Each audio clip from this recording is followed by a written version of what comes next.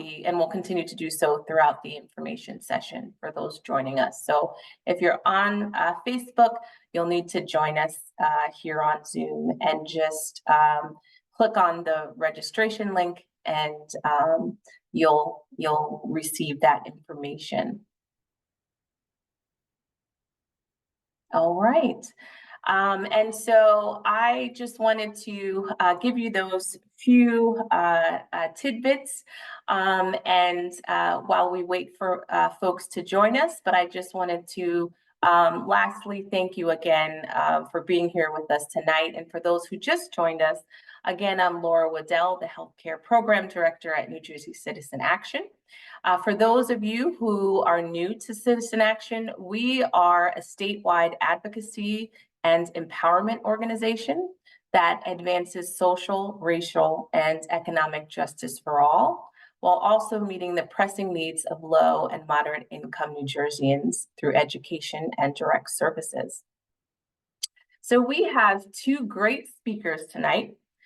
Christine Burns, the Chief Attorney of the Healthcare Access Project and Chief Counsel of the Healthcare at Legal Services of New Jersey, and Gabrielle Escribano, our ACA Enrollment Director at New Jersey Citizen Action. This event is co-sponsored by our partners at the Camden Coalition, the Greater Newark Healthcare Coalition, the Health Coalition of Passaic County, and the Trenton Health Team. And we thank them for their continued support. You know, we're so really happy that you joined in to learn more about Medicaid redeterminations and how to navigate the appeals process should you believe you were terminated in error. And additionally, we want to hear from you throughout our time together tonight. Whether you're joining by Zoom or Facebook, if you have any questions, please put them in the chat or the comment section in English or in Spanish. And there will be opportunities throughout the event where we'll be asking you for your feedback as well. All registrants will receive a copy of the event recording as well, and all of the resources that are mentioned within 48 hours following the close of the webinar. So you'll be getting that on Friday. And in a few minutes, I'm going to turn it over to Chris. But first, I wanted to share a broad overview of Medicaid redeterminations and its process. And even before that, I want to hear from all of you. So we are going to launch our first audience poll.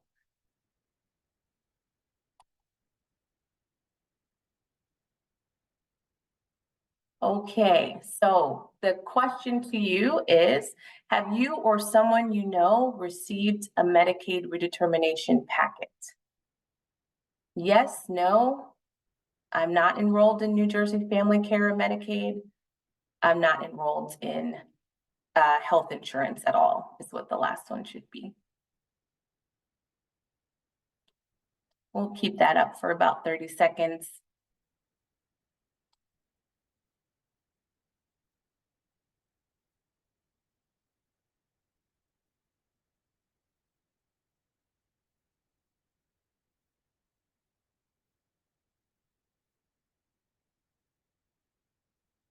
Okay, let's close the poll. All right. Okay. Yes, okay, so most of you have received a packet. Some of you have not. Some of you are not enrolled in New Jersey Family Care. Okay, thank you. So let's start with the overview, just to give folks an understanding of what Medicaid or New Jersey Family Care eligibility redeterminations are. So all enrollees in New Jersey Family Care and Medicaid undergo annual eligibility renewals anyway.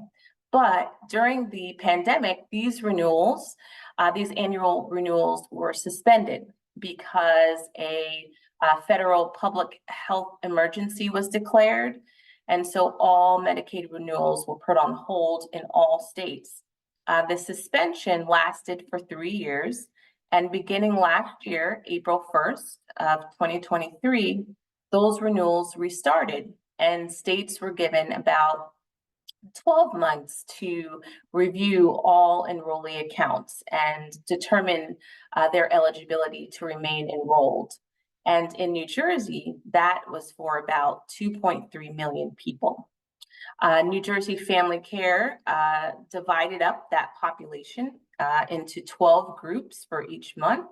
And each month, starting last April, they focused on one of those 12 groups, so 112. And each enrollee should receive an eligibility packet from New Jersey Family Care or your county board of social services.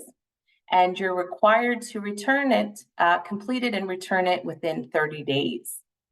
After your packet is mailed, the enrollee should later receive a postcard reminder that their packet has been sent.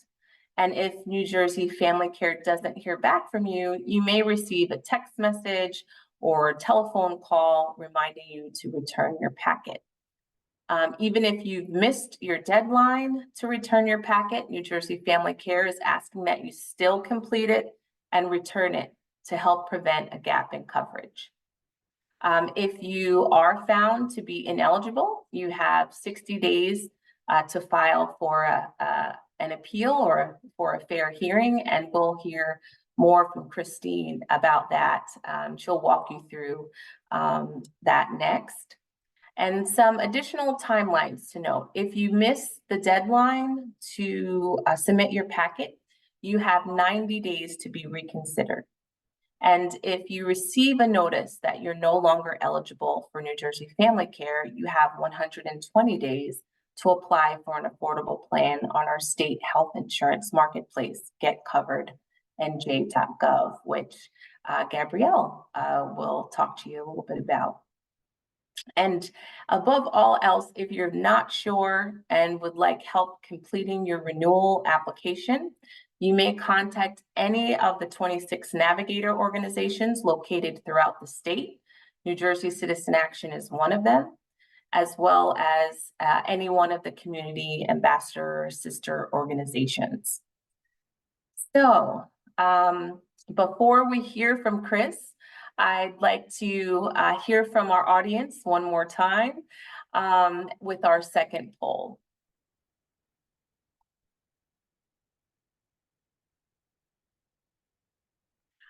Would you like to be contacted by a New Jersey Citizen Action enrollment assister for help with a renewal application or enrolling in health coverage?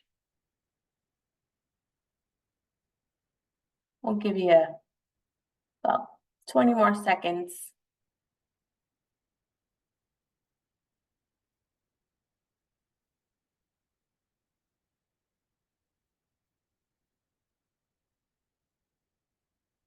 Okay, I think we can close the poll.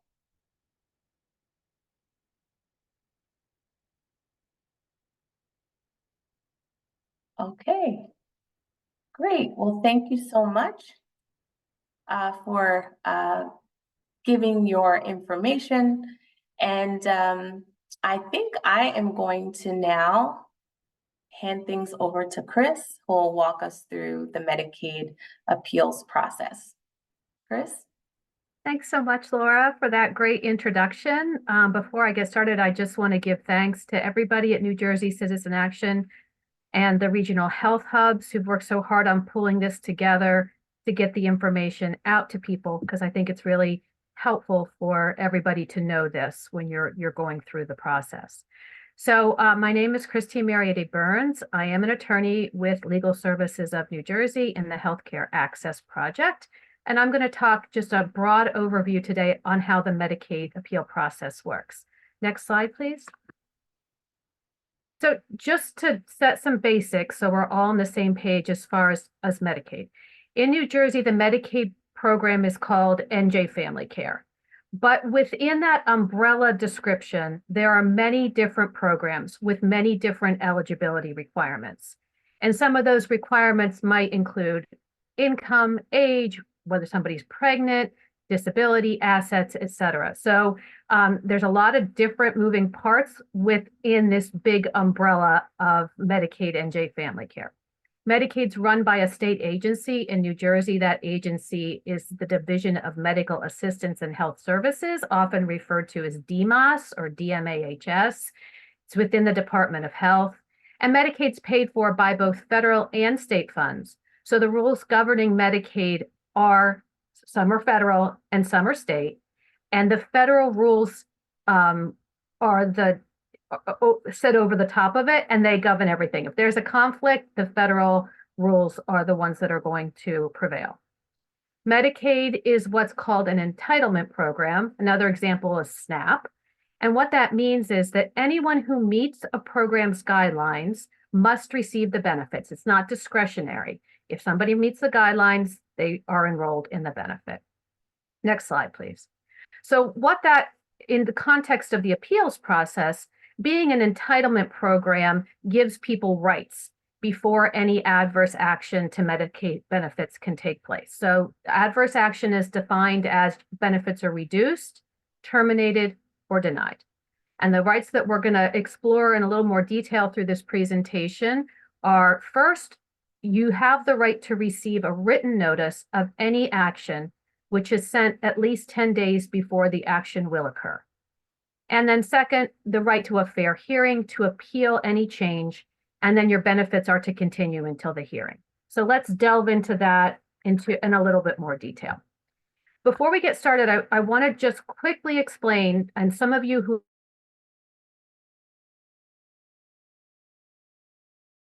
are two different types of adverse actions. One type has to do with eligibility determinations, and eligibility has to do with enrollment in a Medicaid program. That decision is made by what's called the eligibility determining agencies, or EDAs, and in New Jersey, they are the county or the state. That's what we're focusing on today because the redetermination process has to do with everybody getting redetermined for their eligibility. There is another process that has to do with denial of service.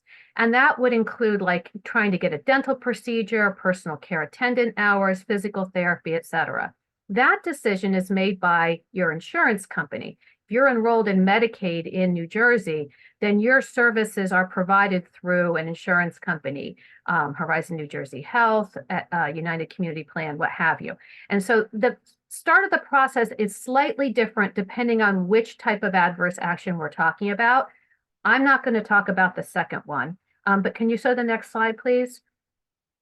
There is going to be a flyer that we're going to send around with all the rest of the materials, and you can see that I split it out between eligibility issues and denial of service issues to show how it's a little bit different between those two. So you will have this information, but for tonight, we're going to focus on those eligibility issues. Okay, so let's go to the next slide. So the appeal process, it's always going to start with a notice. The notice is going to come from that determining agency, county or state. It has to be in writing. You cannot get notice that your benefits are going to be terminated over the phone or in person at the County Board of Social Services. That's not valid notice. The notice has to inform of the type of action, in other words, termination, denial, what have you, and the reason for the action. And when we get into reason, that has to include details. For example, if you're being denied because they're saying that you're over income, well, what is the income that they're using to make that calculation? Because you need to be able to look at it and review it and see whether or not they're using the correct income. And then the notice has to include a date of action and for the termination or reduction.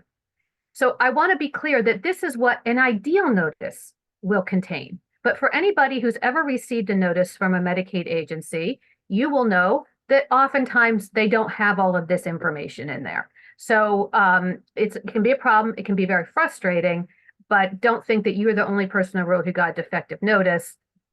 It's spotty, the compliance. Another important issue is the notice has to be sent at least 10 days before the adverse action. So you need to keep the envelope that the notice came in to show the proof of the date of sending, and we'll talk about in a minute why that matters. And then the notice has to explain the right to a fair hearing. Now, I don't have an example of a notice here because they look very different depending on who they're coming from, the county, the state, what type of action it is. But they will have this general telling you what's going on and why. Okay, so next slide, please. So what does a fair hearing mean? Oh, go back one.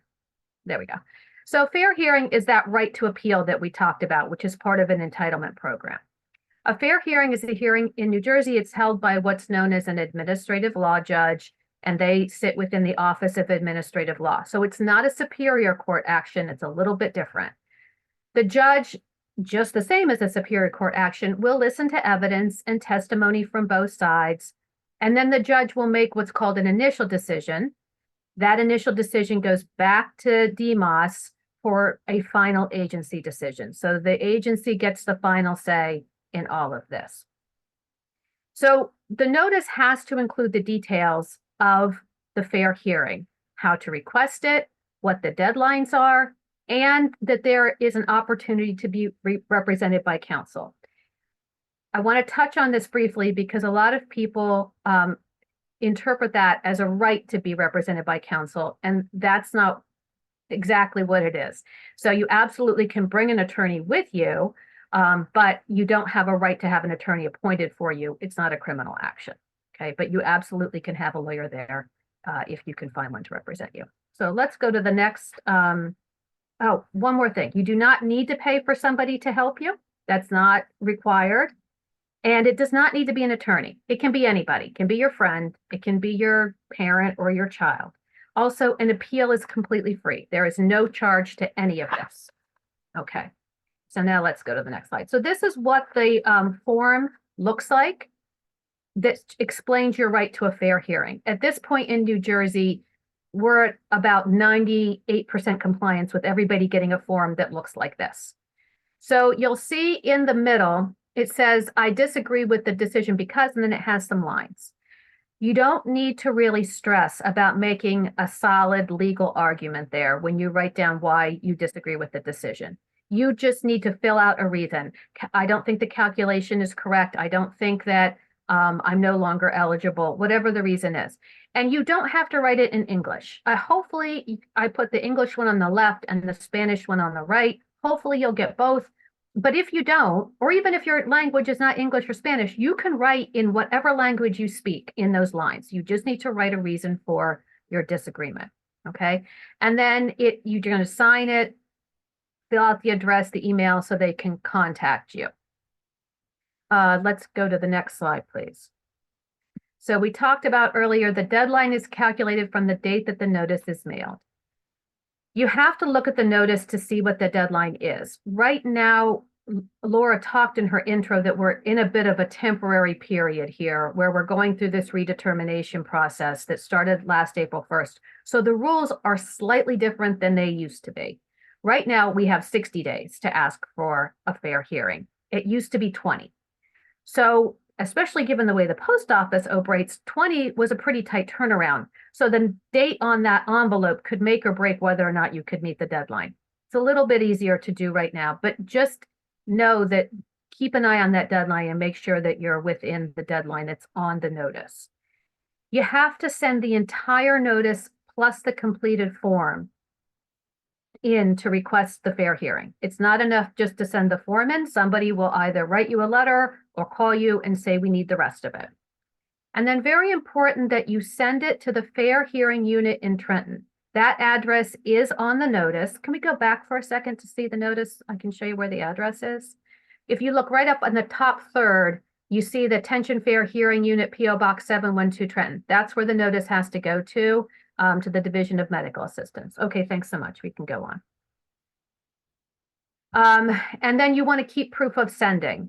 You either want to keep your fax confirmation sheet. If you fax it in, that's obviously the quickest way to get it to them, or some certificate of mailing. There's no downside to requesting a fair hearing. If you think there's any reason why you were incorrectly determined, you want to request that fair hearing. And then if you're concerned that the appeals process might look at everybody in the family and you just want to get your children covered, rest assured that Medicaid looks at people individually and looks at their individual circumstances. It doesn't back up and look at the whole household and their circumstances. It's just the one person. So that's fine to, just worry about the one person you're appealing for. Okay, next slide, please. One of the big advantages of requesting a fair hearing, in addition to the ability to contest what you think is an incorrect determination, is to get continued benefits. This is another one of those rights that's part of being enrolled in an entitlement program. If you ask for a hearing before the date of action, in other words, before the date of termination, or within the time period specified on the notice, then you get continued benefits. And that means that your Medicaid is restored until all of this gets sorted out. There's one cautionary tale here that there's no continued benefits in the event of a denial, because there's no benefits to continue. So this applies for either a reduction or a termination. The problem that a lot of people have is there's no notice that's sent to let you know, like, hey, your benefits are back on. And right now, especially because there is such a volume of people going through this process, it takes a while for this to get through. So if you have a doctor's appointment, you requested the benefits and 15 days have gone by, you requested the fair hearing rather, 15 days have gone by, you want to check, the best place for you to call is your medical assistance customer center. And I put the different offices and numbers there for you. It depends on what county you're in as to which office you're going to be calling, but you can call them and ask them, has my eligibility been restored? Am I back on in the system? They can take a look at the state Medicaid system and confirm whether or not you still have coverage. And that'll let you know whether or not you can go see your doctor. By the way, you might have to tell your doctor to check again. Some of them are not getting correct updated information. Another thing about calling, I'm sorry, that's okay. The Medical Assistance Customer Center, if your problem is that you did not receive a renewal packet from the county or the state and you want a new copy of your renewal packet, you can call the Medical Assistance Customer Center. Somebody just asked why Sussex is not on there. That's my typo fault. Sussex is, I believe, with the Passaic, Bergen, Morris, Hunterdon, but I'd have to check on that. So I apologize for missing them because they definitely have an office.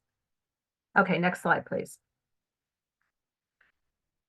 Okay, so the notice of transmittal is the first indication that you're going to get that things are in process for your appeal. Unfortunately, it's not sent in any language other than English. That it's just a glitch in the system. It's going to come from the Fair Hearing Unit. It's going to let you know that your fair hearing request has been sent to the Office of Administrative Law. And you'll know that this is the letter in question because on the second page, there's going to be big block letters that say HMA, which refers to what type of action it is. It's a health and medical assistance action. The letter will include a copy of what you sent to the Fair Hearing Unit.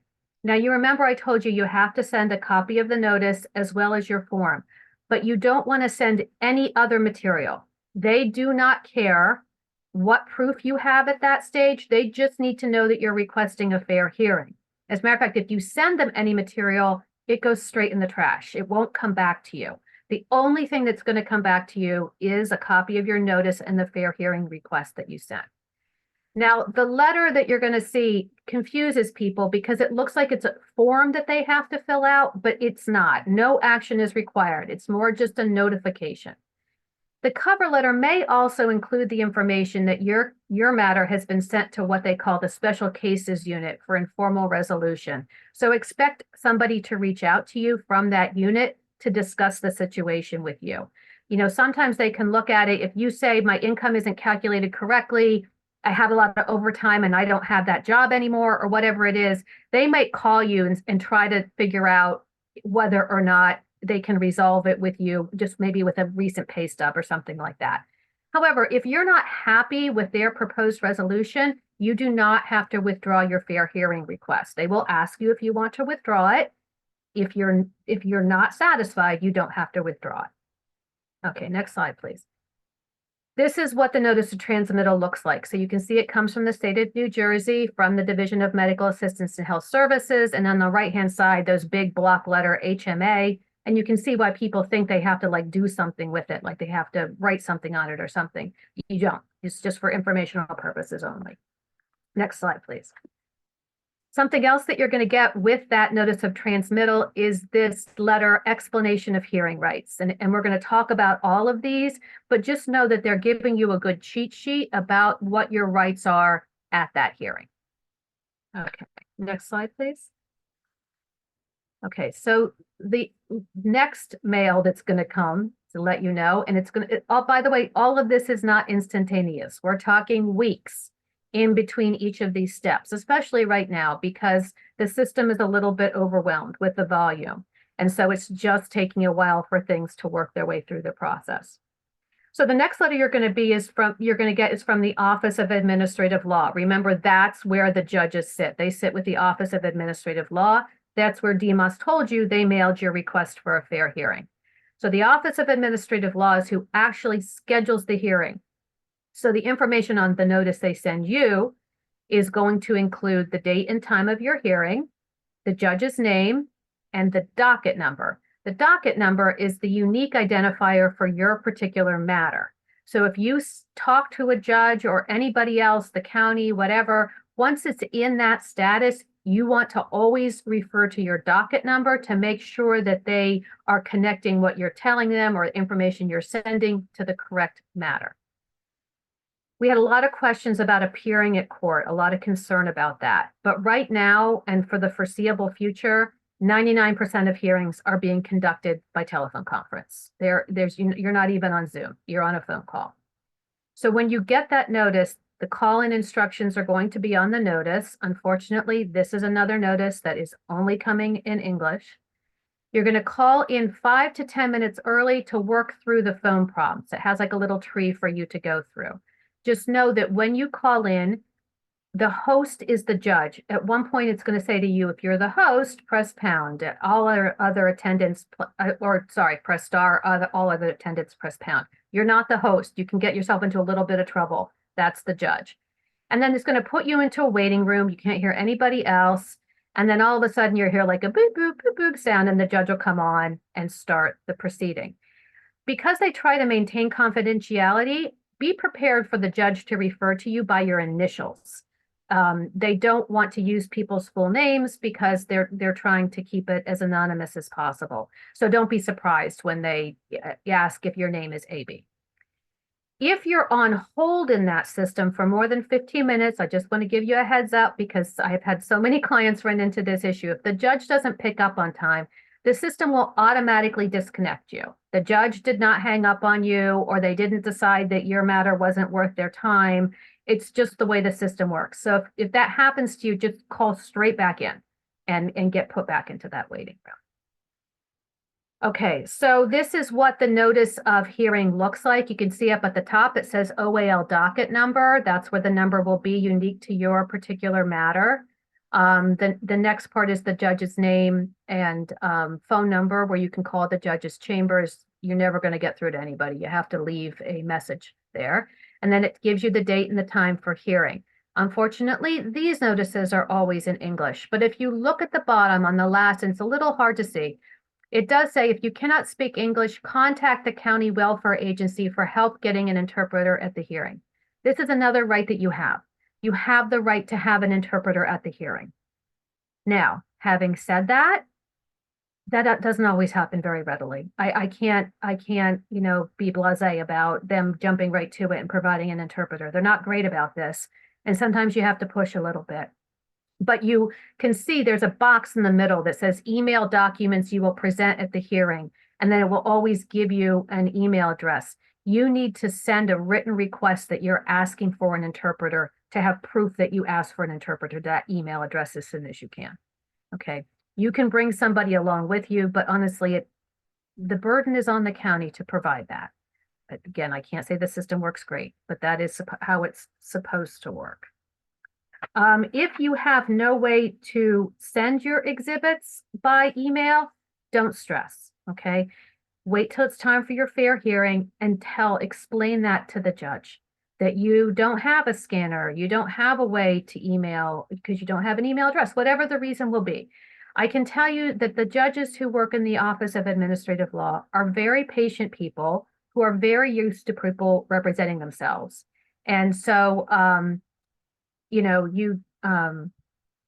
you just need to explain yourself to the judge and see what solutions they come up with, okay? Okay, next slide, please. Okay, so getting ready for the fair hearing, I'm going to go over what was in that letter that will come with the notice of transmittal. So you'll have this information, but I just want to explain it a little bit further. So the first thing is that you do have the right to examine your file prior to the hearing. So what that used to mean was that you could go to the County Board of Social Services and they would put you in a room with your manila folder and you could page through it.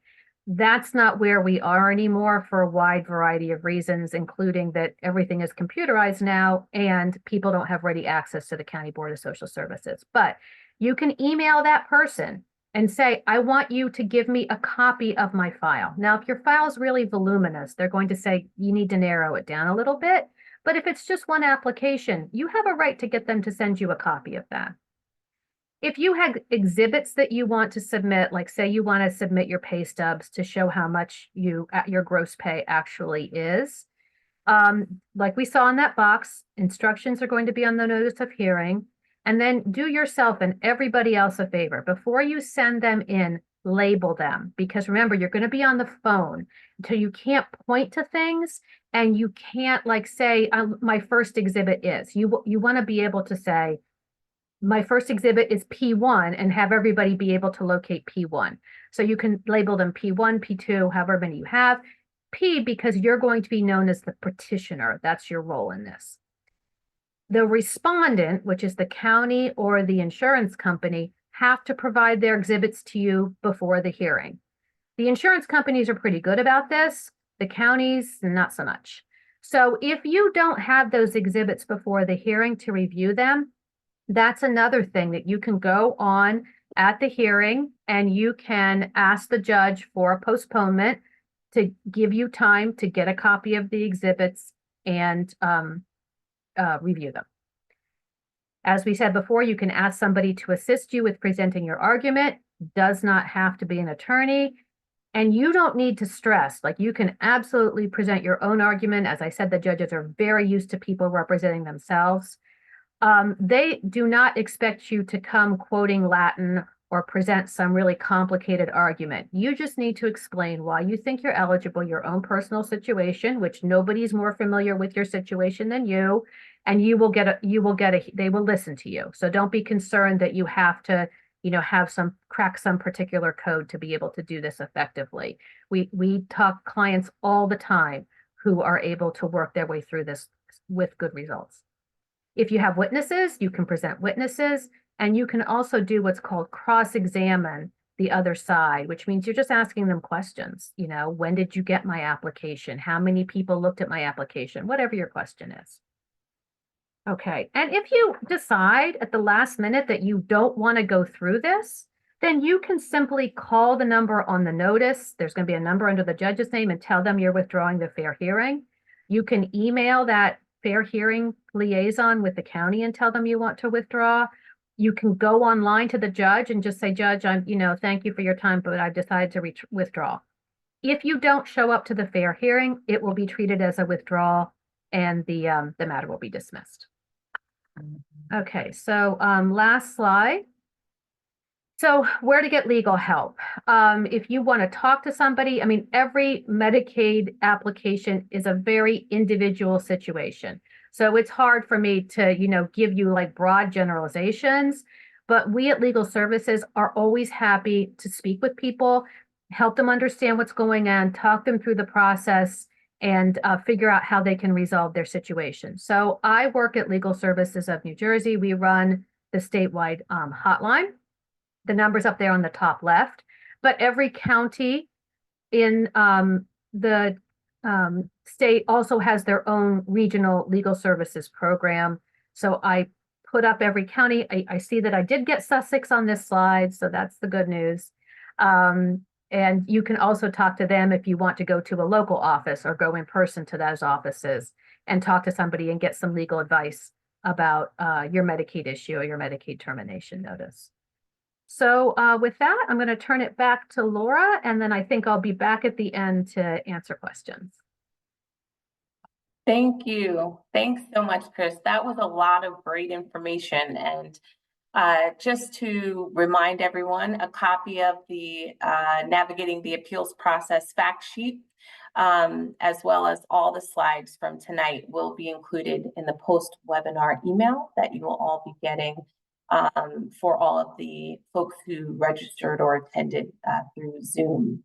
So before I turn it over to Gabrielle, let's take our final audience poll.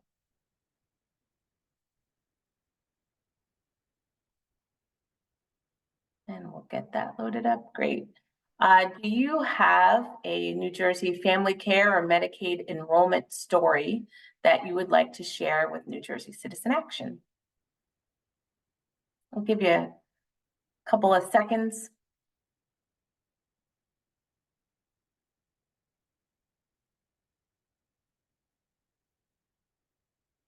All right, I think we can close the poll. Great. All right, I see a few of you do have some stories to share. Thank you. We will be in touch.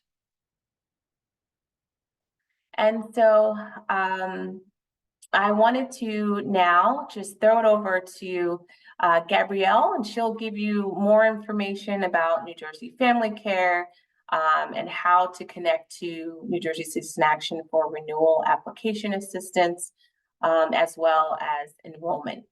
So Gabrielle.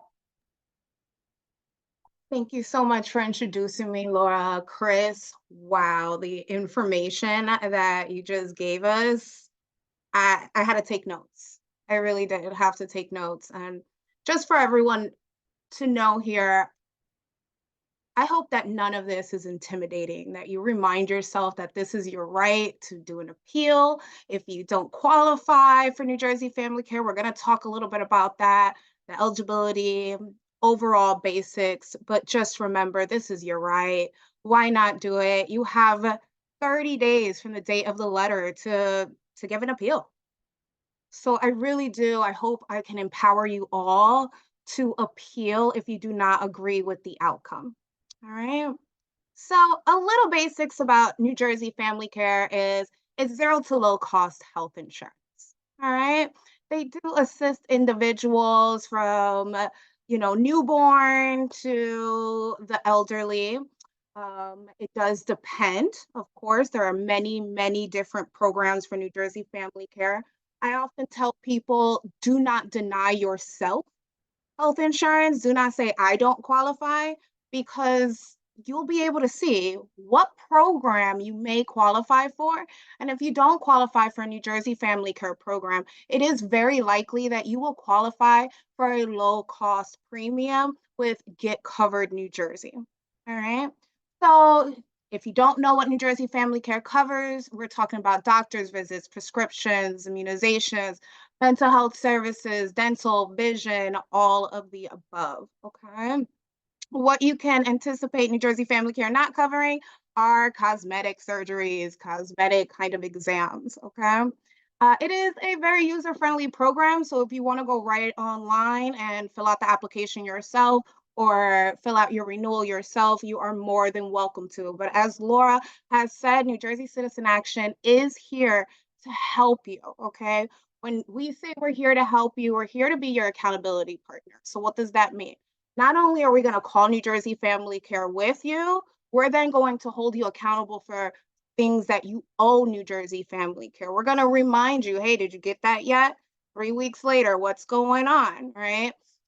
We will help you interpret the letters that you read. And in addition, we will help you fill out the initial appeal process, okay? New Jersey Family Care has Horizon, New Jersey Health, WellPoint, Fidelis Care, Aetna, Better Health of New Jersey, United Healthcare Community Plan. It is important that when you have your insurance that you know the exact name of your insurance. There are many different programs under the same providers. So to avoid any surprise cost, you just want to make sure when you do make that appointment, hey, do you take Horizon New Jersey Health or do you take Horizon Blue Cross Blue Shield? So on this screen, you will see that Get Covered New Jersey is here. It is our marketplace. Okay. So why do I love Get Covered New Jersey so much? Honestly, it's a wraparound service. So for those folks who really don't know what they qualify for, I do give them the advice of going to Get Covered New Jersey first, because if for some reason the system feels that your income is, too high to apply, it'll actually give you 3 pages of different health insurance plans for you that you can pick from, as low as $0, and of course as high as 300, $500. But if you go to an assister like us, we do ask you what's your budget. We do help you with that. So for anyone who is freaking out a little bit about, oh my God, I don't qualify for New Jersey Family Care now. What's going to happen? What's going to happen is that you can give us a call and we can help you set up an account with Get Covered New Jersey. So, like that, you can get health insurance at a low premium cost. Okay. There's still deductible, copay, all those good things, but we are here to assist you and really help you navigate through those summary of benefits. All right. Now, open enrollment is from November 1st to January 31st. However, because of the Medicaid redetermination process, if you, find out in February or in March or in April that you no longer qualify for New Jersey Family Care due to your income or immigration status, you may tell you 9 out of 10 times, okay, you are going to qualify for Get Covered New Jersey, where they have financial subsidies to help you lower the cost of your premiums. Again, another website, super user friendly. Feel free to check online. All right. But please, please, please just apply right away. That's all you got to do. Apply right away. If you're not sure what your letter says, give us a call. All right. We will help you interpret the letter. We'll help you make the next steps. We will help you get on the marketplace. We can help you. So the least we can do is just give you some guidance. All right. Next slide. So New Jersey Family Care, again, as Christine stated, there are many different programs and there are many different, eligibility requirements for all those programs. But for our basic programs like our CHIP, that's the program for children, and for, our general adult health insurance, you are, I guess, actually, hands down, you have to live in New Jersey, right? That's the first rule. Okay. The second one you should know of is that it does depend on your household income and size. All right. If you go to the New Jersey Family Care website, they do have an income grid available for you to see. All you have to do is go on the website, click on who is eligible. All right. And then you have to, you can see the income chart. All right.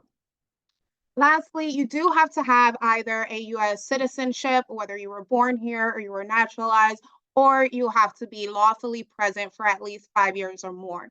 This does mean that if you happen to be lawfully present for 4 years, you can apply for the marketplace, guys. Still give me a call. You can have affordable health insurance. If you have been lawfully present for 3 years, give us a call. 2, give us a call. All right. But if it's 5 years or more and you are eligible for the income, you are eligible for New Jersey Family Care, it will depend on that household income or size. Now, Cover All Kids. This is awesome. This started in 2023, January specifically, is where all children can enroll regardless of their immigration status. All right. Please take advantage of this. If you know anyone who also needs these services, please let them know to come to us and we can absolutely help you apply for the Cover All Kids program. We can help you apply for New Jersey Family Care. We can help you with the renewal. You're going to hear a lot of this this night, is that we are here to assist you free of charge. All right. Important things to remember. All right. There is a waiting period up to 60 days. Now, when it does come to your renewal, there is a period of waiting up to 90 days. But if you've just applied, I do want you guys to be patient. And the reason why is because there is something huge going on with New Jersey. Luckily for everyone who's participating today, you guys know why. So you do have to be a bit patient and wait for it. If you can't seem to be patient, that's fine. Call New Jersey Family Care, get on the phone with the customer service rep and see if you can get an update. Maybe they'll be able to tell you over the phone, hey, if you don't mind, can you please send me your immigration documents? This is your policy number, put it on there. All right. Another important factor is if your income is higher than the poverty line, you may have to pay a copay. All right. As of July 1st, 2024, premiums are no longer required. All right. For my immigration folks, it's very important that you guys know that having New Jersey Family Care it's not considered a public charge. All right, it is not considered a public charge. And we are talking about Medicaid, New Jersey Family Care. So make sure you do understand that if you are taking New Jersey Family Care, which is Medicaid, that is not considered a public charge. All right, next slide. So sometimes a lot of us, we do wonder, how is this possible, all right? Especially folks who have witnessed the marketplace before it became Get Covered New Jersey. There was a negative stigma. Let's just be honest. Let's put it out there, right? It wasn't affordable. And how can they force this on us and it's just not affordable? Well, special thanks to the Biden administration, because thanks to the American Rescue Plan Act in March 2021, there was a huge increase of amounts of financial subsidies. As I witnessed it myself, I was an assister when the marketplace was out, and now I'm a sister now with Get Covered New Jersey, and it is so affordable. We're talking about deductibles are affordable. All right, the premiums are affordable. You just have to find the plan that works for you. All right. 9 out of 10 New Jerseyans will qualify for some sort of financial subsidy. Okay. No one's going to be paying more than 8.5% of their income. And because the Biden administration passed the Inflation Reduction Act, this is actually going to extend till 2025. So please take advantage of it. Another reason why I put this out here is if you know anyone who just got denied New Jersey Family Care due to their income and they're terrified about going to Get Covered New Jersey, let them know things have changed. At least in the healthcare field, by now we should all know things are changing every 6 months.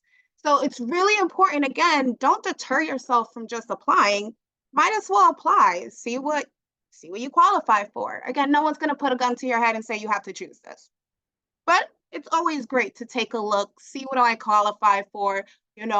This is my budget and these are my needs. Which plan are the best for me? All right. Next slide. After enrollment. Yes. Okay. So the reason why we added after enrollment here is because I just want to make sure that you guys know that there's extra steps once you submit something, right? If you submitted your renewal packet and something changed, but you didn't submit supporting documents, you're going to run into a now longer process to be approved, because now you have to wait a few weeks for them to send you the letter that, hey, I need you to send X, Y, and Z. All right. So really, really important. Okay. You want to make sure after 3 to 4 weeks, if you just applied, you can check the status, calling the New Jersey Family Care customer service line. In addition, for the renewals, you can check with New Jersey Family Care. Has my renewal been sent out to me? They usually say yes or no, or yes, it was mailed. What I can say to you is this: if you haven't received anything in the last 2 years, I would probably call New Jersey Family Care to update my contact information. If you're the type of client who's never received anything from New Jersey Family Care, I would call New Jersey Family Care and again, check the status of your renewal. You can contact them to update that contact information, whatever the case might be. All right. You want to make sure that if you're submitting requested documents, whether it's mail or faxing, that you put your policy number on each and every single document. If you're going to mail your documents, please don't mail out your originals. It is not very likely you're going to get those back. Make copies and then send those out. And again, if you're going to fax, you do want to make sure just your policy numbers on each and every single page. Of course, make sure you're reading those documents. New Jersey Family Care, you can apply all year long. Give it a shot all year long, okay? With Get Covered New Jersey, you just want to make sure you do submit those documents. You select a health and or dental plan and pay your premium before the first of the month. So like that, your health insurance can start the first of the following month. Next slide. All right, so it's important that New Jersey Family Care recipients do confirm their most current address. However, I do have this slide here about Medicaid fraud, waste, or abuse hotlines. It is free to apply for these services. It is free to apply for New Jersey Family Care. It is free to get guidance for New Jersey Family Care. It is free to contact New Jersey Family Care. These services are free. If someone is contacting you and they're asking for money in order for you to enroll, it is a scam. Please hang up immediately, all right? Again, you know it's a scam if someone is threatening you. We are all professionals here. So if someone is threatening you, you need to hang up the phone and call the police immediately, all right? No one's going to ever ask you for payment, and no one's going to pressure you for your personal information. Honestly, someone's giving you a call and your gut feeling is saying they're not from New Jersey Family Care. Can I have your name? Can I have your return phone call? And I'm going to give you a call back. You can do a little bit of research on them. You can check them out, all right? But do your research. If you feel uncomfortable, if something's going on with that conversation, you can always give us a call. However, again, we are going to be sending out these slides on Friday. You do have the contact information for New Jersey Family Care. And in addition to that, where to report any kind of fraud, abuse, or scams that are going on. Next slide. All right, so thank you so much, Laura Waddell and Montihima from New Jersey Citizen Action. They created this wonderful how-to video to renew your New Jersey Family Care application online, where you typically receive an invitation code.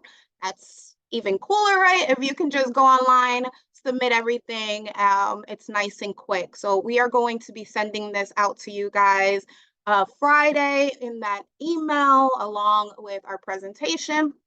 And in addition to that, you will be able to find it on our YouTube channel. Next slide. Of course, you can always contact us. We have our ACA hotline. However, if you want to workshop yourself, if you want to speak to me personally, or you want to schedule some sort of enrollment event for your church, for your prayer group, for the PTA, we have your back here. All right. And we are 100% available to assist you guys.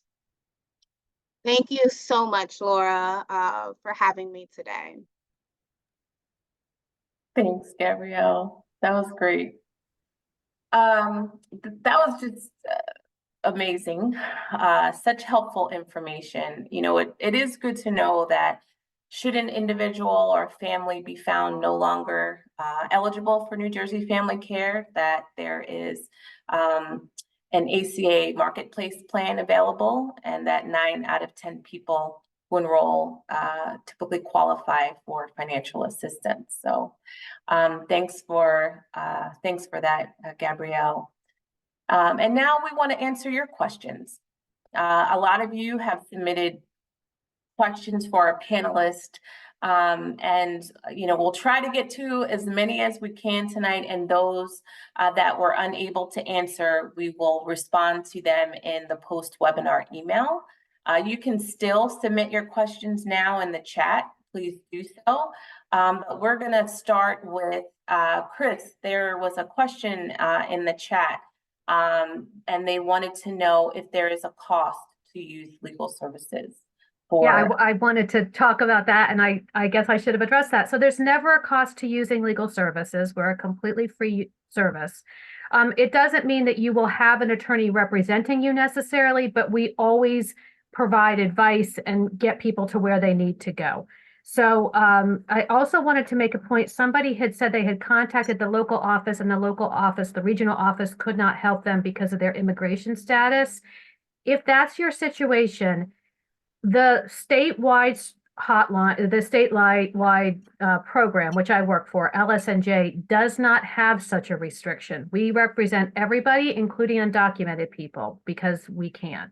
So if you can't go to your regional office because of that, then call the hotline. That number is 888-576-5529. Okay, so just wanted to be very clear that there's never a cost to talk to us. And at least at the hotline, we talk to everybody. So thanks, Chris. And this next one is for Gabrielle. They are asking, if someone did not receive a notice, but the agency insists that one was sent, what recourse does he or she have? Aren't the agency's files supposed to contain a copy of the notice? When the notice is absent from the file, does the agency have a liability? Is there a fine against them? Actually, this might be a Chris question or a both question. I'm definitely going to say a little bit of both here. Yeah. Chris, I'll definitely let you take the legal aspect there. In your case, what I would honestly do is give us a call so we could call New Jersey Family Care together. Maybe we were just feeling a little frustrated at the moment that we couldn't have that dialect back and forth with the representative to understand what our next course of action is. It's either going to be, can we submit the documents that are missing right now? Can we resubmit the renewal? Or we can just reapply. So if you call with one of our representatives, what we do is that we ask all the right questions so like that you can feel comfortable and you can move forward, and we can just move forward with that. But however, Chris, do you want to take it away with the legal point? Right. So as a basic matter, if you didn't get notice, that also gives rise to the right to appeal that. Because no notice given is an issue. You're entitled to notice. If you don't get notice, then you have a right to appeal. To do that, you can write to the Fair Hearing Unit in Trenton and say that you were terminated without notice and you're asking for a fair hearing. It doesn't mean it's smooth sailing, because they will tell you, well, we can't give you a fair hearing. What's your address? It gets very complicated, and they do push back against that. But it's definitely a problem if you didn't get notice, and you are not the only one in that boat. It's happening to thousands of people. The system is just so overloaded. So many people have moved. The mail hasn't caught up to them for whatever reason. So, you do want to try to, that's an issue. And like Gabrielle said, you have to try to work through it. And that might be an issue that you call us and say, I was terminated without notice. What can I do? Thanks, Chris. Thanks, Gabrielle. Next, this one, it might be joint as well. The person heard that if her daughter gets SSI, she would not get a redetermination packet, and we don't need to do anything. Is that true? Yeah, it is true. SSI Medicaid is in its own little special class with this redetermination. They're not going through the redetermination process because the SSI computers and the state computers talk to each other. They handle it. If you're on SSI, you're on Medicaid. Although Gabrielle's going to explain that might not be true.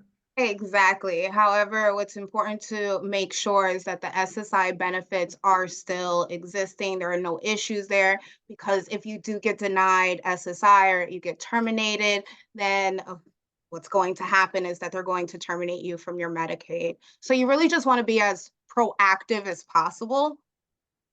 Really, you have to stay on top of your stuff. All right. So as soon as you get a letter that there's an issue with your SSI benefits, just make sure you're on top of that right away because it will then trickle down and cause other issues down the line with health insurance. Oh, thank you both. Another is asking, and I know Gabrielle said you have to be patient, but this person said they haven't heard back about their determination eligibility. How long is too long? They submitted their documents in November of 2023. So this is a very timely question. We meet with DMOS regular. Today happened to be our meeting. And this was a question that we were asking. And the answer is the system is overloaded. They've got such a backup. That's just where we are right now. So though it's really, really hard, try to be patient. You know, if your benefits have been terminated, that's a different situation. And, you know, you might need to try to get it escalated so that you can get back on, you know, if you're waiting for that to happen. They are trying to prioritize those cases. I'm not saying that it's happening without issue, but that's the ideal. But if you've got your benefits and you're getting medical care and you're just waiting to hear back from them, I know it's very nerve-wracking, but it's where we are and it's not you personal. And it doesn't even mean that your documents were lost. It just means you're in a pile somewhere and they'll get to it eventually. So. Absolutely. And being on the field when this process first started, it for that first month when they sent out those first redeterminations, it still took about 2 months to hear back with that final, we're going to continue or we're going to, you know, discontinue with someone. So really just be patient because that was at the beginning of this. Now we're right, you know, in that juicy middle. So just be patient. You know, if again, worst case scenario, give us a call and we can try to ease your mind. In the event, though, that you've lost your insurance completely, again, give us a call. We would love to take down your story, your name as well. And again, we're going to try our best to advocate for you the way that you need to be advocated for. And I just want to add on with with regard to if you've lost your benefits, and especially for people who didn't get notice, the best thing you can do is just go ahead and reapply. Just get an application back in there as a placeholder. If you apply today, January 24th, and you're found eligible today, your eligibility will go back to January 1st. If you had medical bills the 3 months previously, you can get retroactive coverage if you were eligible. So don't feel that you have to hang around waiting for something. Just go ahead and put that application back in and I know it's a pain, but start the process again to get that coverage back in place. Thanks so much. A question for Gabrielle. Can you have Medicaid and Medicare at the same time? Yes, that is possible. That's absolutely possible, especially if you have Medicare younger than 65. It is very likely, again, using these words possible and likely, it is a case by case situation. It does have to deal with income eligibility and household size as well.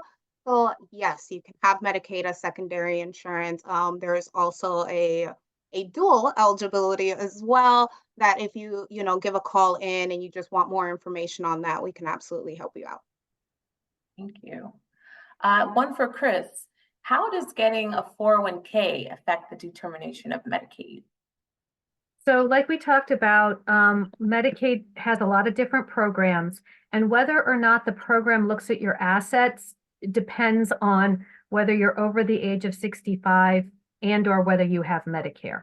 If you are younger than 65 and you don't have Medicare, then you're on a program that your assets are not a consideration. And so getting a 401k is fine. It doesn't affect your Medicaid eligibility one way or the other. In some ways, it can help your Medicaid eligibility because employee contributions to a 401k are one of the few deductions that come off the top of your income when they're determining whether or not you're eligible. So it can actually be a real bonus that you're putting money away for your retirement and maybe also qualifying for Medicaid at the same time. Thank you. Another one for you, Chris. Can you talk a little bit about, this person wanted to know about how it all works with life insurance and having Medicaid. You can just explain a little. So the group that we just talked about, that they don't look at assets, life insurance, anybody can have life insurance. Let me make it very clear. If you're on Medicaid, you can have life insurance. When it may become a little bit of an issue for people is if you're on a program like Gabrielle talked about, where you have Medicare or you're over the age of 65 and they are looking at your assets. Some life insurance policies have what's called a cash value. And you have to be very careful. If that cash value gets too high, it can put you over the asset limit for those programs. There are things that we can do to deal with that. There are strategies. Do not cancel your life insurance policy that you've paid into for so many years. Do not just willy-nilly transfer it to somebody else. You do have to be very deliberate about it. That's definitely something to call a legal services office, and we'll talk you through what to do about that to get you back under if it's a problem for you. Thank you. Another question here, this one for Gabrielle. Are there any changes to Medicaid eligibility criteria for 2024, 2025?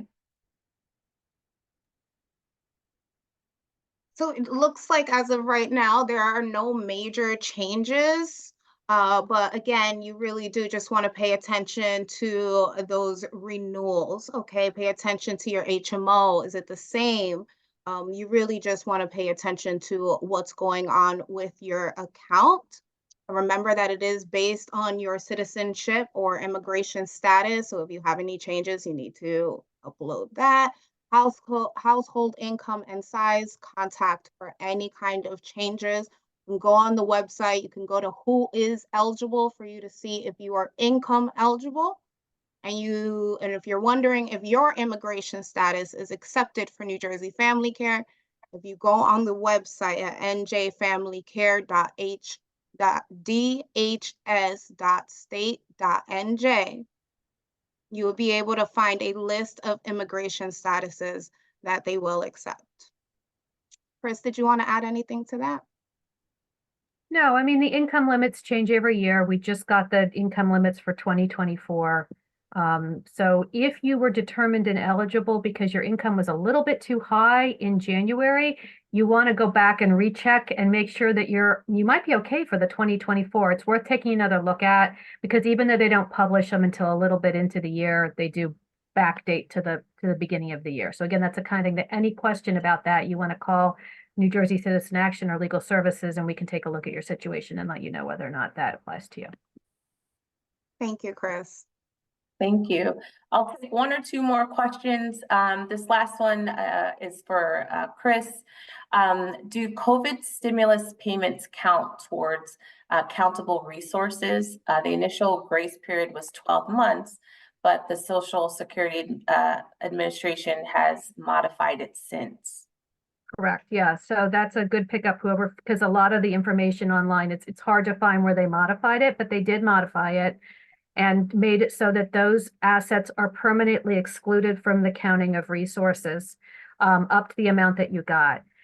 The problem with that statement is that it's difficult to prove. The counties want you to produce the bank statement showing where the money came in, and then every bank statement up until the present time to show that the money didn't come out. Like if you went down to $0 in between, then you can't like replenish it. It had to be the same money. Not all of it, maybe only some of it is left. That's okay. They'll still take that off. So it's a little bit of a complicated counting situation, but if you're able to show it to the county, then technically they are supposed to exclude those assets indefinitely from being counted. Thank you, Chris. I mean, time has really kind of flown by. I've been enjoying this. I've learned a lot from both Chris and from Gabrielle.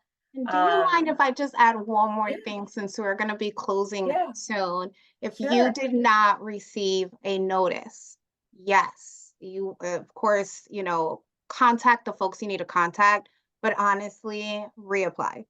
It's exactly what Chris said.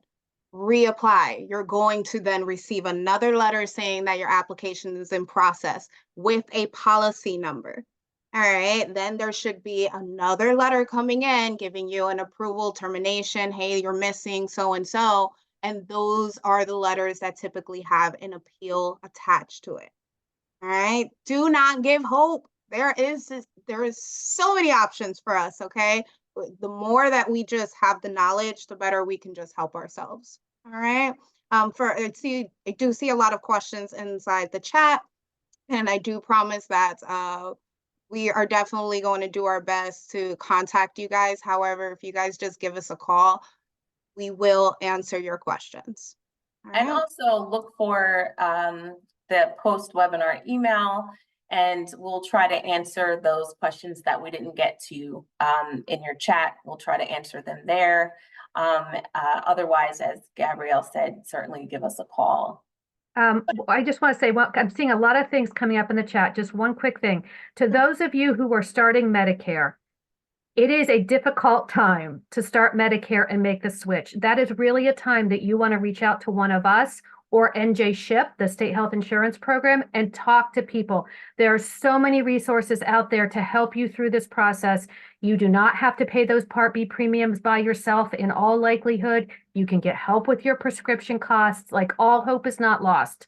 So please reach out and get some help with that process. Yeah.